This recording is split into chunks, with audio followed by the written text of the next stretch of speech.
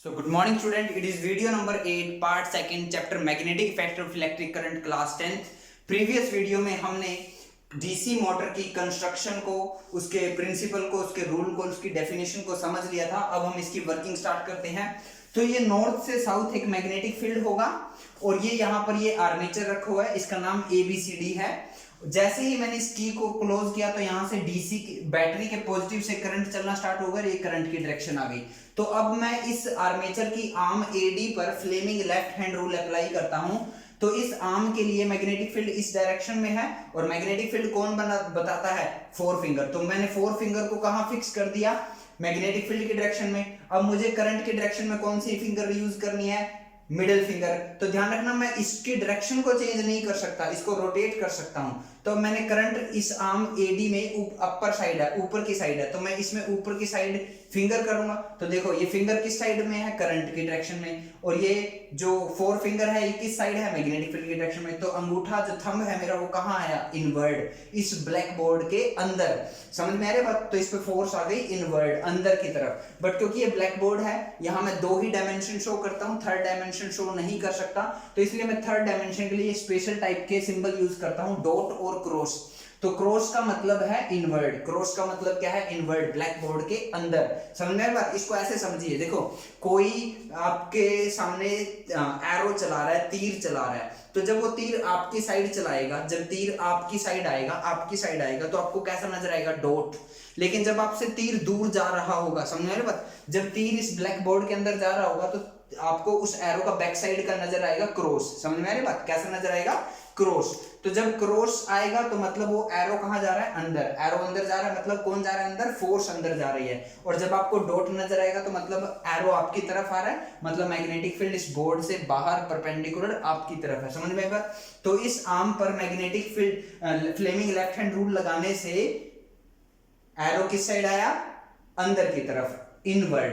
Similarly जब मैं arm BC पर Fleming left hand rule apply करूंगा तो देखो मैग्नेटिक फील्ड अभी भी ऐसे है, करंट नीचे है BC में, देखिए B से C, और फोर्स अंगूठा कहां आया? अब की बार आपकी तरफ मतलब डॉट, डॉट का मतलब आउटवर्ड। तो फोर्स में आप कहोगे सर आपने इस पे क्यों नहीं लगाया AB पे?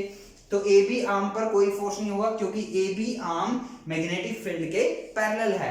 फोर्स तभी लगती है जब वो परपेंडिकुलर होती है। तो क्लियर?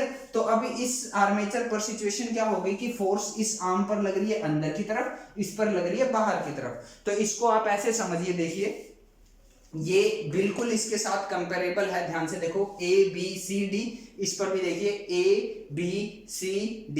तो इस पर फोर्स लगेगा जब अंदर की तरफ, इस पर फोर्स लगेगा बाहर की तरफ, तो ये ऐसे रोटेट कर जाएगी।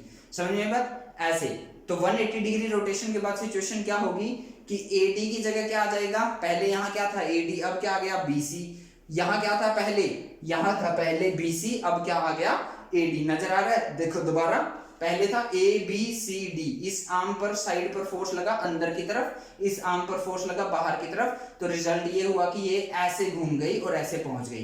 तो ये जो आर्म्स थी आपस में इंटरचेंज हो गई और यही 180 डिग्री रोटेशन के बाद का डायग्राम यहाँ पर बना हुआ है। तो देखो AD पहले यहाँ था, AD अब वहां चला गया, BC पहले यहाँ था, अब BC यहाँ पर आ गया। बात समझ में आएगी?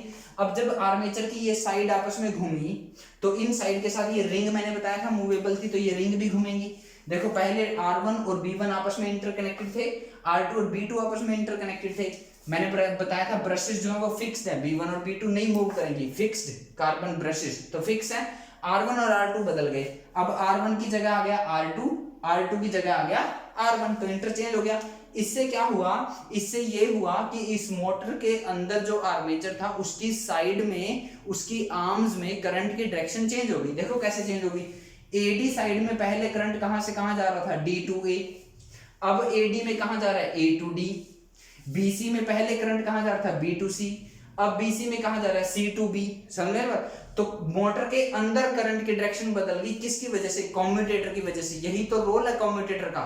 कम्यूटेटर क्या करता है? आफ्टर 180 डिग्री रोटेशन commutator या separate ring changes its connection with the brushes B1 and B2. In starting R1 is connected with B1 and R2 is connected with B2, but after 180 degree rotation R2 gets connected with B1 and R1 gets connected with B2. So as a result the direction of current in the arms of the armature of the motor gets changes. देखो पहले AD में कहां से जा रहा था, D to A, अब कहां जा रहा है, A to D।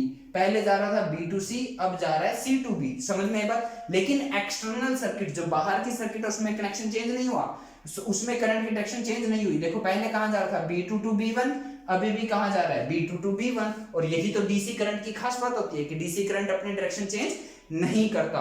तो बैटरी ने तो अपनी करंट की डायरेक्शन चेंज नहीं की, बट कम्यूटेटर ने मोटर के अंदर जो आर्मेचर थी, उसकी जो आर्म्स थी, उसमें करंट की डायरेक्शन चेंज कर दी। तो ये ऐसे घूमने स्टार्ट कर देगी। समझ में आ रही बात। तो ये कंटीन्यूअस ऐसे घूमती रहेगी। समझ में आ रही है बात। हम चाहें तो करंट की डायरेक्शन को चेंज करके इसकी रोटेशन को चेंज कर सकते हैं, और इसके साथ जो फर्दर डिवाइस लगेगा वो भी घूमेगा। आप फैन लगाओगे, फैन घूमेगा, आप कुछ और लगाओगे, वो भी घूम जाएगा। तो घूमने का प्रोसेस समझ में आया, समझ क्लियर है ये आपको। अब हम चलते हैं कि ये जो हमने कॉन्केव शेप मैग्नेट यूज की है, क्यों। कम्यूटेटर का रोल मैंने आपको समझा दिया, अब मैं कॉन्केव शेप मैग्नेट का रोल आपको समझाता हूं। दो ऑप्शन आपके पास, या तो थ्योरेटिकली समझ लो या मैथमेटिकली समझ लो। पहले मैं आपको थ्योरेटिकली समझा देता हूं, थ्योरेटिकली ना समझ में तो मैं आपको मैथमेटिकली समझा दूंगा। तो देखिए कैसे समझाता हूं मैं आपको। मान लो जो ये रेड है ये कोयल है, और ठीक है, और ये जो है ये ब्लैक, ये मेरा मैग्नेटिक फील्ड है। क्लियर। तो ये मैग्नेटिक फील्ड ऐसे है, फिक्स है, ठीक है। और ये तो मैग्नेटिक फील्ड तो चेंज नहीं होगा। अब यहां देखिए ये कोयल ऐसे है, तो हमें कोयल को और मैग्नेटिक फील्ड को नहीं देखना कि वे एक दूसरे के पैरेलल है या परपेंडिकुलर है। कोयल का एरिया वेक्टर होगा, या एरिया एक वेक्टर क्वांटिटी होती है, और जो एरिया होता है वो हमेशा सरफेस के परपेंडिकुलर होता है। तो एरिया वेक्टर हुआ ऐसे, देखो ये पेन को ऐसे ब्लैक मार्कर के साथ, ध्यान से देखो, ब्लैक मार्कर के साथ कितना एंगल है, 90 डिग्री। तो बच्चे क्या गलती करते हैं, बच्चे गलती करते हैं वो कोयल के बीच में और मैग्नेटिक फील्ड के बीच में एंगल देखते हैं, जबकि हमें क्या देखना है, कोयल के एरिया वेक्टर और मैग्नेटिक फील्ड के बीच में एंगल देखना है 90 डिग्री। ठीक है, समझ में बात। देखो ये आर्मेचर कॉन्टिन्यूअस रोटेट करेगा, कॉन्टिन्यूअस रोटेट करेगा, तो जो एरिया वेक्टर है और जो मैग्नेटिक फील्ड है उसके बीच का एंगल कॉन्टिन्यूअसली चेंज होगा। कहां से कहां तक, 0 से 360 के बीच। अगर थीटा 0 से 360 के बीच चेंज हो रहा है तो देखो टॉर्क का फार्मूला होता है, आप 12th क्लास में स्टडी करोगे, 10th क्लास में आपको ये फार्मूला याद नहीं करना है, मैं पहले ही बता देता हूं। टॉर्क का फार्मूला होता है NIAB sin थीटा। यहाँ पे ये सिंबल टॉर्क का है, N नंबर ऑफ टर्न्स है, I करंट है, A एरिया वेक्टर है, B मैग्नेटिक फील्ड है, और ये जो थीटा है ये है angle between area vector of the coil and the magnetic field. अब जब ये थीटा 0 से 360 के बीच में चेंज होगा तो ये साइन थीटा की वैल्यू चेंज होगी, साइन थीटा की वैल्यू चेंज होगी तो इस पूरे की वैल्यू चेंज होगी, क्योंकि ये सारे फैक्टर आपस में मल्टीप्लाई है।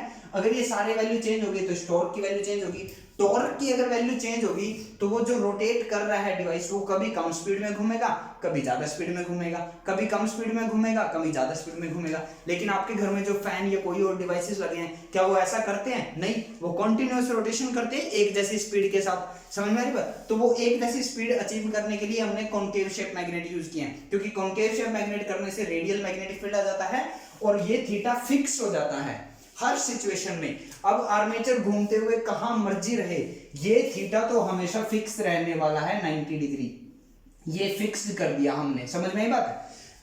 अगर हम फ्लैट पोल्स यूज करते तो ये थीटा कॉन्टिन्यूअसली बदलता 0 से 360 के बीच में।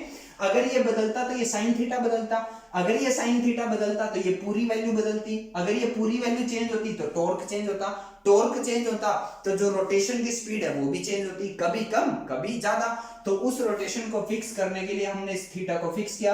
अब जब साइन थीटा फिक्स हो गया तो साइन थीटा की आपके मैथमेटिक्स के टीचर आपको बता देंगे, साइन 90 की फिक्स वैल्यू होती है, वो होती है 1। और साइन की किसी भी एंगल ले लो आप, 0 से 360 के बीच में आप कोई भी एंगल ले लेना, सिर्फ 90 पर ही मैक्सिमम वैल्यू होती है, इसके अलावा कभी भी मैक्सिमम वैल्यू नहीं होती। हमेशा 1 से वैल्यू कम आएगी किसी और एंगल पर। अगर एंगल 90 होगा तो आंसर मैक्सिमम 1 आएगा। तो जब हमने इसको फिक्स कर दिया तो साइन थीटा मैक्सिमम फिक्स हो गया, साइन थीटा मैक्सिमम फिक्स हो गया तो इसकी वैल्यू फिक्स हो गई।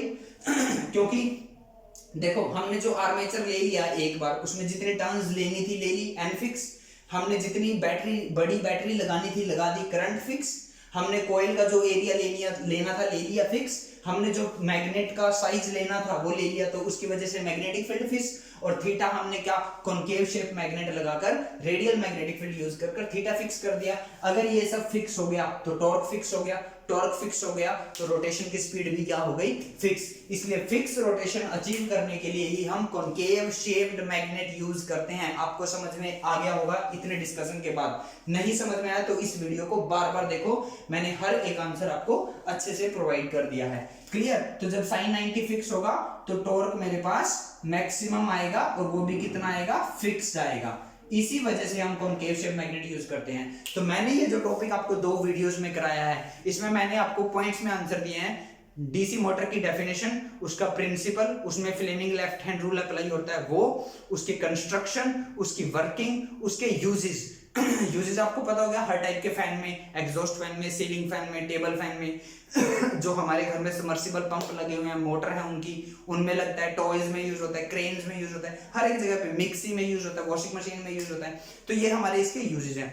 तो पेपर में ये कंप्लीट कभी भी नहीं आएगा। इसमें से कोई 3 पॉइंट आपसे पूछे जाएंगे, डायग्राम पूछे जाएंगे। जो सबसे इंपॉर्टेंट है वो है role of commutator and why we are using concave shaped magnet. ये डेफिनेटली आपसे पेपर में एक्सप्लेन करवाए जाते हैं। तो जल्दी से वीडियो को पॉज करो, स्क्रीनशॉट लो, अपनी कॉपी में नोट करो। और इस वीडियो के लास्ट में मैं आपको, वीडियो अभी एंड नहीं हुई है, इसमें मैं आपको नोट्स प्रोवाइड कर रहा हूं। वो नोट्स भी आप अपनी कॉपी में कॉपी करोगे। तो आज की इस वीडियो में इतना ही। Thank you.